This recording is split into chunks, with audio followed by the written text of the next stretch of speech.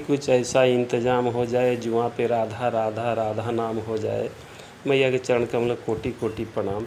देखिए कथा बड़ी सुंदर है और स्कंद पुराण में इसका प्रमाण मिलता है कि माता सीता को प्रभु रामचंद्र जी दोबारा वनवास क्यों लिए। कई कारण में एक कारण बताते हैं कि मैया सीता जो लक्ष्मी के अवतार है, अभी 8-10 साल की हुई थी, अपने कुछ सखियों के साथ जनकपुर की बागान में घूम रही थी, बगीचा में।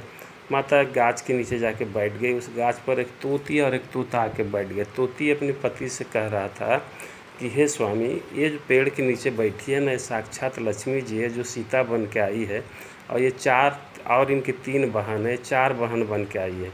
और उधर श्री हरि विष्णु अयोध्या जी में राजा दशरथ का पुत्र राम, भरत, लक्ष्मण और शत्रुघ्न के रूप में अवतरित हुए हैं। हे स्वामी, इन चारों बहन का विवाह उन चारों भाइयों से होगा और जनकपुर में खूब आनंद होगा। ऐसे ये जब भी आएंगे इनका दर्शन होगा। और ऐसे तो अभी सीता जी का हम लोग को दर्शन मिल रहा। मैया सुन ली और उनको लगा रही ये तोती तो बड़ी बढ़िया कहानी हमरा कह रही है, लीला का वर्णन कर रही है, इसको पकड़ लूँगी तो रोज़ हमको लीला सुनाएगी। और तोती को चुप्पे से जाके पकड़ ली। तोती मरमाहत हो गई, हाथ जोड़कर बोली, हे बहन, हमको छोड़ दो, मैं रोज़ आऊँगी और आपको राम कथा सुना के जाऊँगी।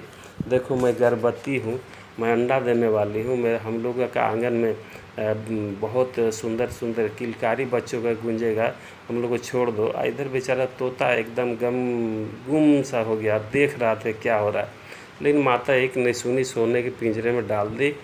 तोती खाना पीना छोड़ दी और पति के वियोग में बेचारी मर गई। गुस्सा से वो जो तोता था अभिशाप दे दिया मैया को कि हे सीते, आपने जब हमारी पत्नी गर्भवती थी उसको हमसे अलग की है और इस वियोग से मर गई है। मैं भी आपको अभिशाप देता हूँ, जाइए, जब आप गर्भवती होंगी प्रभु रामचंद्र जी से आपका अलगाव हो जाएगा।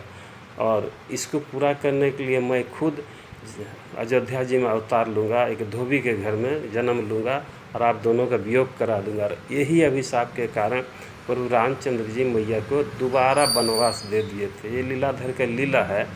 और हम सभी जानते हैं कि यही तोता जो था अयोध्या जी में एक धोबी बन कर जन्मा, और वो जो तोती थी वो धोबी न बनी।